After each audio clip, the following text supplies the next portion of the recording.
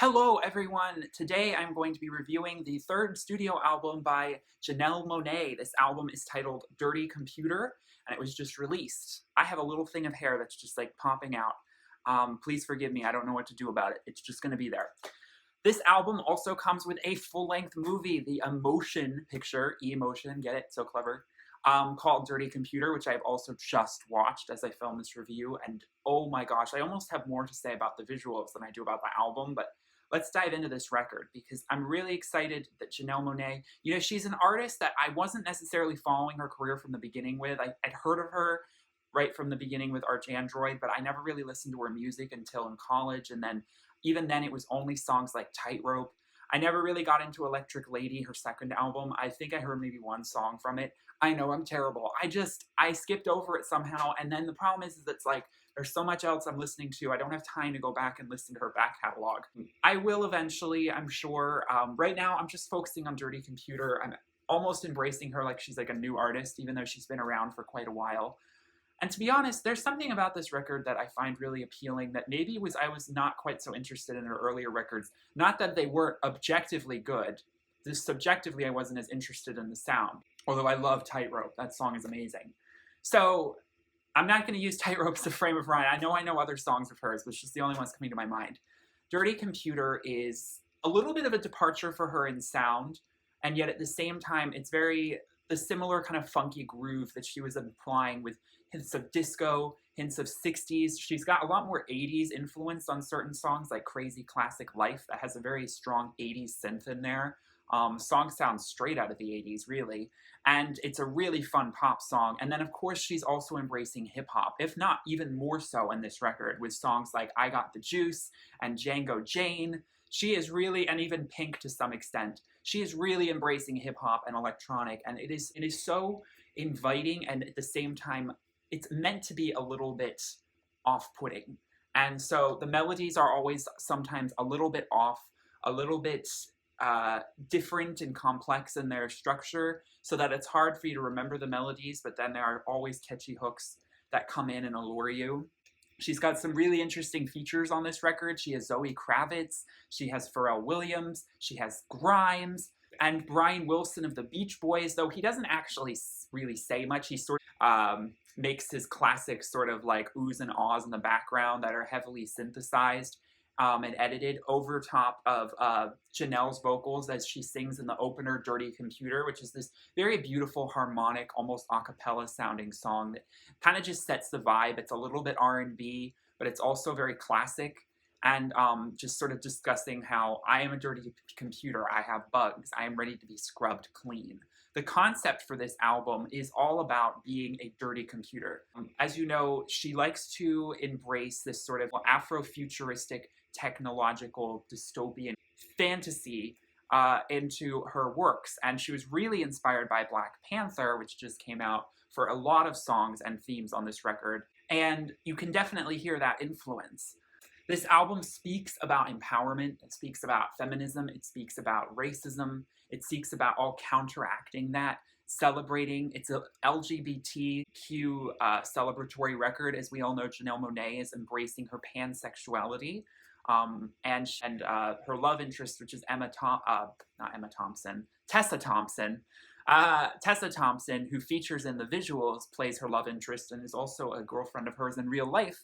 And they have this really great chemistry, and they are used to promote, and she interacts with her in all of these very sort of sexually empowering ways in the amazing choreography in these videos, which is immaculate. First, let's talk about the album, then I'll talk about the visuals. The album has some major standout songs for me. I was instantly hooked by Make Me Feel, one of the lead singles off of this record. This is everything that Robin Thicke's Blurred Lines should have been. It does have a little bit of that Marvin Gaye, Robin Thicke aesthetic to it in the production. It's also a very Pharrell Williams sounding song, which isn't a bad thing. But the, of course, lamenting thing about like the Robin Thicke song, for example, is the lyrics. Yeah, I'm gonna take a hard pass on that. Make Me Feel, although it's actually kind of generic lyrically, I'm not saying that like as an insult, I'm just saying it's not too specific. It's more just sort of like embracing like feeling and emotion and sex. It's sort of you, me on the dance floor, like let's be eye to eye and have fun without throwing in any gender pronouns or making things too complicated. So I don't necessarily look to make me feel as a lyrical masterpiece. I just think it's an amazingly fun, groovy song that is so well produced. Just want to snap your fingers to. And the music video is so colorful, so well choreographed, so well designed. The costumes, the album art is inspired from a set in that video. It's just wonderful. All of these videos, by the way, are used as memories or dream sequences that Janelle has in the actual visual. That's how you watch them, as you watch the film. We also have Pink, which I actually filmed a track review for, so you can go and check that out. I talk a lot more about that song in general, so I won't spend too much time speaking about it on here. I will say that Pink, it's a little bit more minimalist, and it's definitely a bit more of a slow burn. It's still a really strong, vibey song. I wish that Grimes' vocals were actually a little bit more pronounced, because it is featuring Grimes, but a lot of people are like, where is Grimes? Well, it's a similar thing to Brian Wilson on Dirty Computer. They're kind of just backing vocals. They're not really featured as like a featured artist. They're sort of part of the production. I think Grimes had a lot to do with helping produce this track, as I definitely hear a little bit of Grimes' electropop influence in there. And it's a really great electropop slash hip hop blend song that celebrates the vagina, as she says in the Django Jane, let the vagina have a monologue, which is a very important line for this record. This is all about celebrating, obviously, lesbian love, but also celebrating, you know, the female body. Pink is where it all starts. It's about celebrating the body in general. It doesn't necessarily even have to be just female. I mean, the tip of a man's penis is also pink. I'm just saying. So she's, you know, taking it back biologically here. Another song I have to mention is I Like That. This song, although at first when I heard it, it was a little bit surprising, because I thought it was going to be something a little bit more hip-hop inspired. I gotta be honest, I mean, Django Jane is great, but there aren't a lot of songs quite like Django Jane. Django Jane is this really hard, edgy hip-hop rap song, and I was expecting more songs like Django Jane. I Like That is sort of, it still has rap. She incorporates it into almost all these songs. It's in Crazy Classic Life. It's in Screwed. It's in so many of these songs, but it's just a smart little, like, sometimes a bridge, sometimes just a little interlude. And it's maybe, I mean, it's lyrically very wise, but it's not as, like, hard-hitting, you know? And that's fine. Django Jane definitely is one of the hardest songs on this record. But I Like That, which is such a more smooth classic R&B old school song, which features some amazing harmonies and vocals from her, probably some of the strongest on this record, and some beautiful airy synth production, is just such a jam. I can't get it out of my head right now. It's one of my favorite songs on this record. That oh me, oh me, oh me, oh my. It's so clever, and yet it's so simple. I love the simplicity. Simplicity is actually really shining on this record. You know, she could have gone, like, I'm not going to compare her to Grimes too much, and this isn't anything against Grimes, but Grimes and Janelle have a similar sort of electronic kind of blend of music and sound where they throw a lot of things in the pot and sort of see what works. Grimes definitely threw a lot of stuff into the pot with her beats and her electronics, and I can sense Janelle's really trying to go a little bit more minimalist. You know, she's not layering on tons of synthesizers. You know, there's one beat and there's some late synth and then some amazing vocals or great raps. It's not thinking too hard about it, but it works. So I Like That. If anything, I feel like the lyrics, again, could have been a little bit more, like, especially in the chorus, like, and I like that. It's like, what do you like? I like that, you know. I think it's a little bit vague. I hate when songs don't have great song titles, and I hate when artists name songs like I Like It or Love It or Love or I Like That. It's so vague, and it's like, come on, like, there are, like, Django Jane is a great song title. We need more great song titles, but I'm not going to fault her for that. It's just a thing in pop music. So I've already talked about Django Jane. Amazing, amazing lyrics. Love the song, love the beat, love the off-kilter vibe that it gives. It's a little bit unsettling, and it's coming for blood, and it's speaking truth to power, which is what she is doing so strongly. This is a very political record. I mean, you cannot neglect the fact that she is hinting at the dirty computer, the idea of dirty as someone who is revolting against the system and who is not willing to conform or be submissive to an oppressor. Very timely for what we're going through right now, as Janelle has never shied away from being an activist and being outspoken for groups such as Black Lives Matter, LGBT, issues and also feminist issues in general. Now let's talk about I Got the Juice. This song, oh my gosh, it's so much fun. It doesn't feature in the video, but I Got the Juice is a wonderful sort of trip hop, like funky blend of a song that is really well produced. I am the plug and the filter, she sings over Pharrell's kind of ad-libbing that's all distorted into some nice sort of synth work in the production. And then of course Pharrell has a nice long rap song, a closeout to end the song. Really love this song, one of the more upbeat moments on the record. Another song I have to highlight is a song towards the end of the record called So Afraid. This is a really beautiful moment on the record where her voice really, really stands out, and the melody does as well. And this song feels very sweeping and cinematic. It really brings the emotion to the surface. All the kids run around playing free and fun while the dogs lap around the can, falling down, climbing trees, swimming in the river, no life jacket on their backs. Daughters sharpen their knives and they hunt for food. Others watch their children grow. Mothers going to work and they shake the hands of a corporate tycoon's ghost. And I'm afraid. I'm so afraid, what if I lose, is what I think to myself. I'm finding my shell. I'm afraid of it all, afraid of loving you. At the same time, an existential kind of breakdown song as it is also a social commentary one. With that line, mothers going to work and they shake the hands of a corporate tycoon's ghost. I think that pretty much, that adds the sort of political context to the song. But it doesn't have to be there, but it's definitely needed because these songs all are through-lined through that sort of rise up against the system, rage against the machine, you know, that's so punk. One thing that is undeniable about this record is the influence that the late Prince has had on it. Now, it is rumored that he actually did work on several of the songs on this record, and you can definitely hear his influence on almost all of them. The guitars, the beats, the melodies, the grooves, everything is an homage to Prince to some extent, and that's not an accident. I think that this album, you know, she talks about it as being such a deeply personal record, and I think that that sort of personality comes through best on some of the more straightforward rap elements of this song. It does feel like when she raps, she gets a little bit more brazen and she gets a little less poised. And then the pop hits feel a little bit more like this dance and routine that she's done before. That's not a bad thing, but I'm just saying there's a little bit of in and out in terms of the personality of Janelle, and then the creativity of this cyborg character that she has created. That is almost the creator of the music. And I don't have a problem with artists kind of distancing themselves and creating art as this other figure. I mean, I love I Am I, Who Am I? That's like a perfect example of that. So I look at it as an art piece, and I look at it sometimes, you know, as something that the artist put out and they inject bits of themselves into, but then they also kind of just create it as like an in the moment contextual thing for pop culture, and that's fine. I just wish that Janelle wasn't so underrated by pop music. I mean, Make Me Feel Like I Already Said could be the next Uptown Funk, but the charts are never going to treat it that way, and that's really unfortunate. But ultimately, I think that what really makes Dirty Computer, again, is the concept. And so the songs, I think, all sort of are strengthened when you put that concept together with them.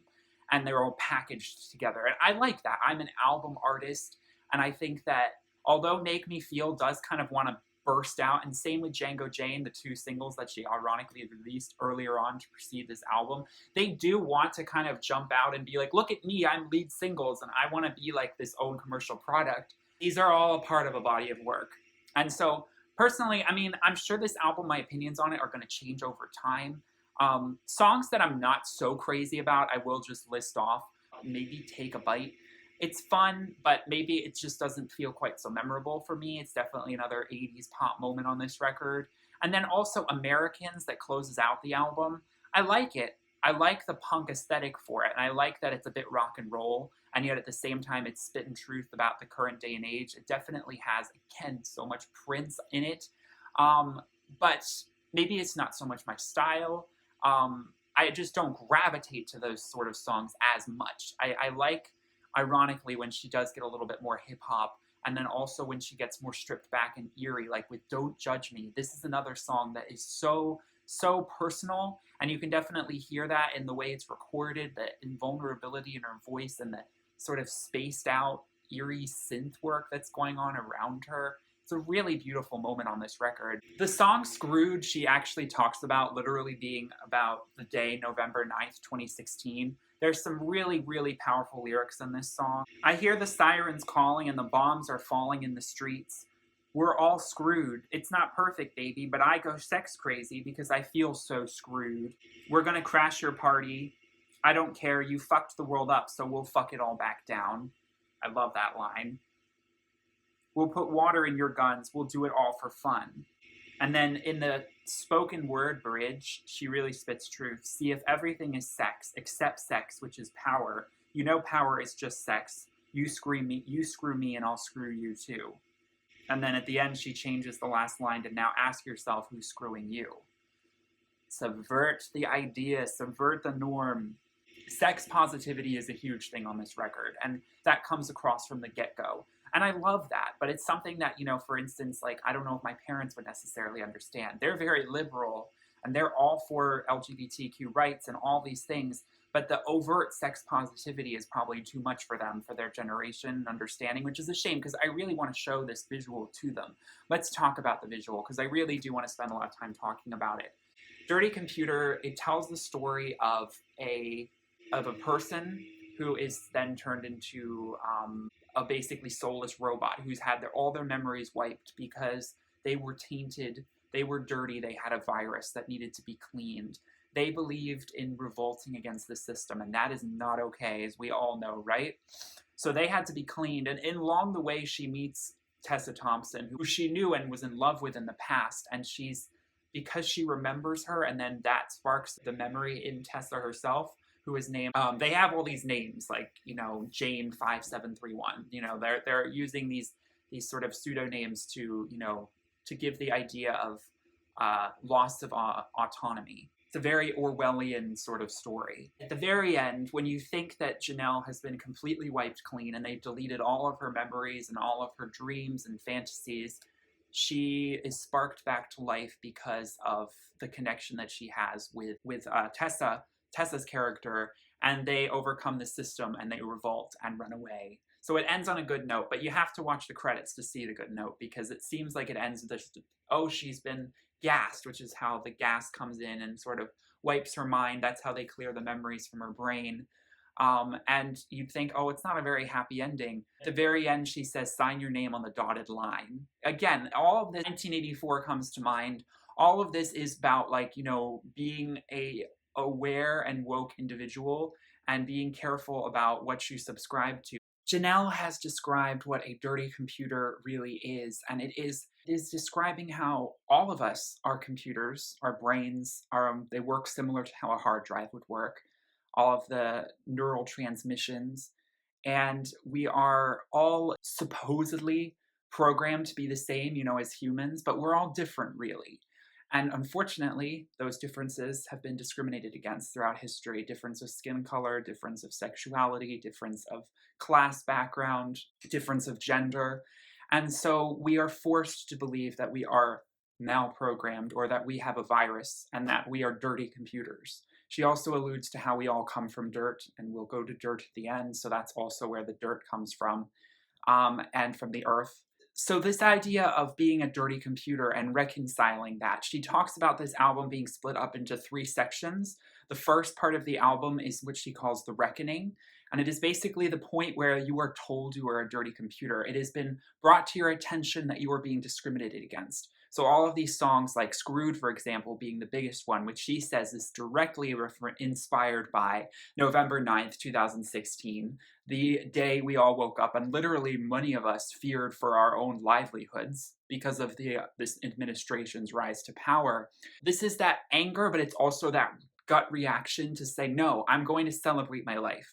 In Crazy Classic Life, it's saying, I'm going to live my life as free and as amazingly huge as possible, because I am flying in the face of hatred and discrimination, and you can't knock me down.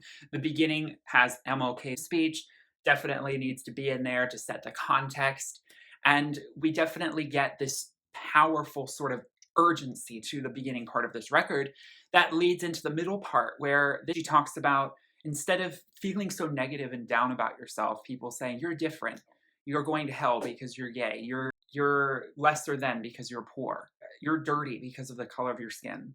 She talks about it becoming a celebration. So all of the songs like I Like That and I Got the Juice and Make Me Feel and Django Jane and Pink, these songs are all celebrating her pansexuality like she is in Pink, Make Me Feel, celebrating Black lives like in Django Jane, celebrating women in general, celebrating the repressed and underprivileged. And then there's this really brief reflective period towards the end of the record in songs like So Afraid and Don't Judge Me, where you do feel scared. And I feel that in So Afraid, which is one of the songs that, again, so beautiful. The chord changes, the harmonies, it's so melancholic. And I feel that pain and I feel that, we're hopeful about the future. We have to have hope, but we're scared and we can't help but feel this way. And we're questioning everything because we don't know anymore who would have thought that things would be the way they are now? And ultimately, I think things will be okay, but it's painful and there's so much going on. Stevie's dream is actually inspired by Stevie Wonder.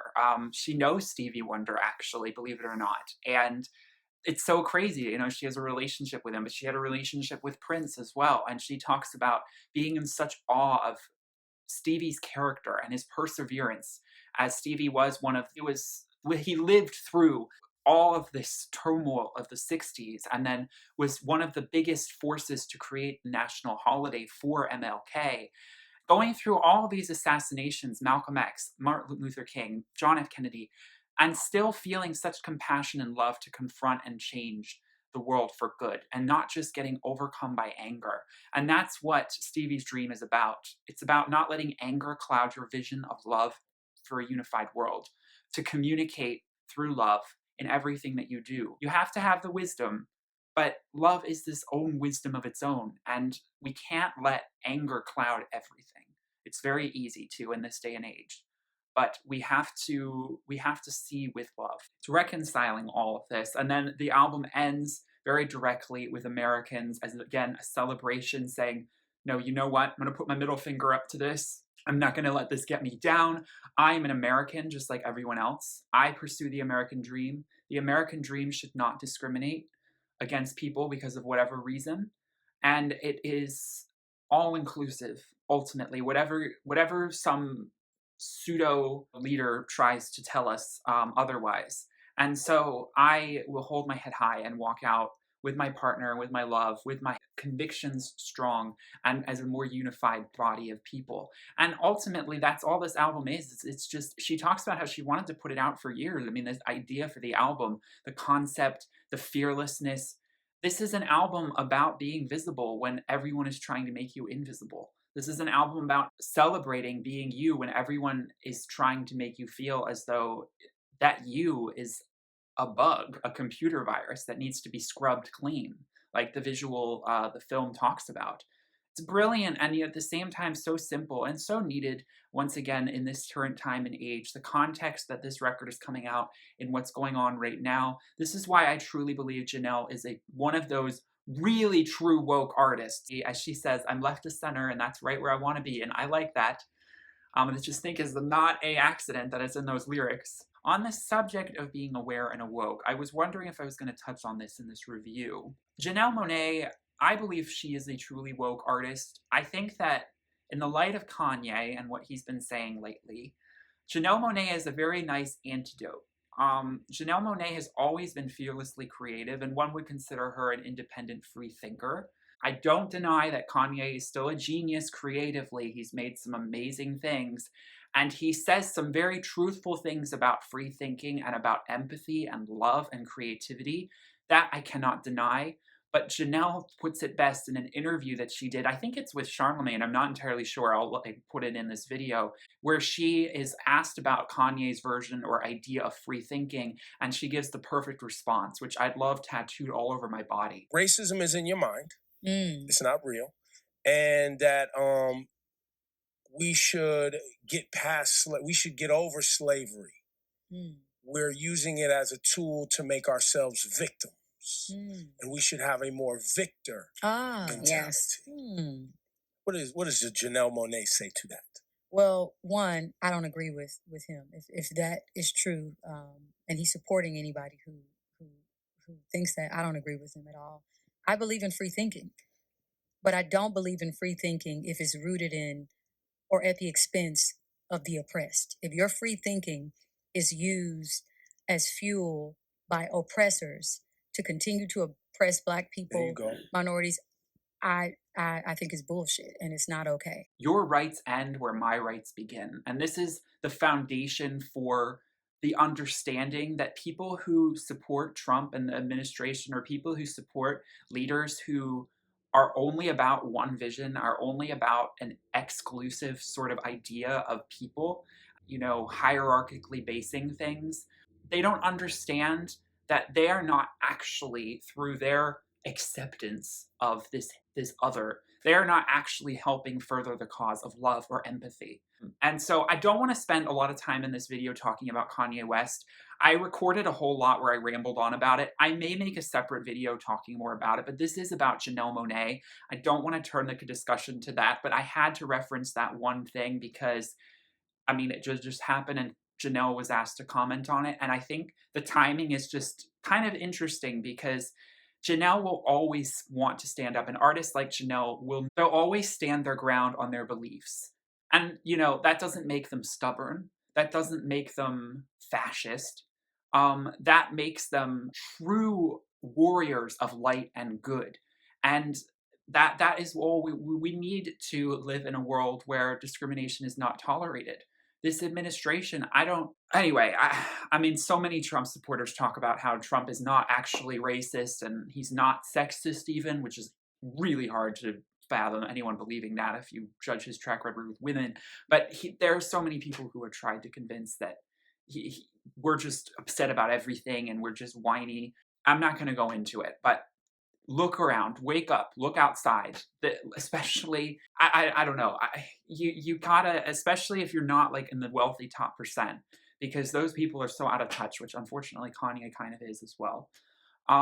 You're not seeing the big picture. And Janelle comes from a very humble background, and all these artists that do, we all understand that common humanity. She talks about, she strips the makeup off. She's a queer Black woman in America. And that experience is always going to mark her emotional experience with this world, and the good and the bad. And I can so relate to that. I'm not a Black woman, but as a queer man, I'm still not afforded the same sort of visibility.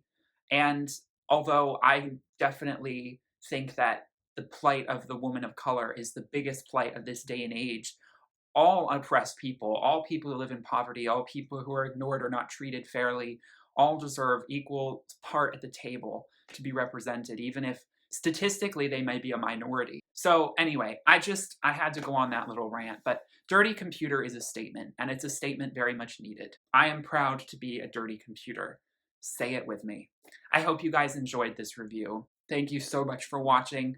Please give this a like and subscribe if you did, and I'll see you in the next review. Bye.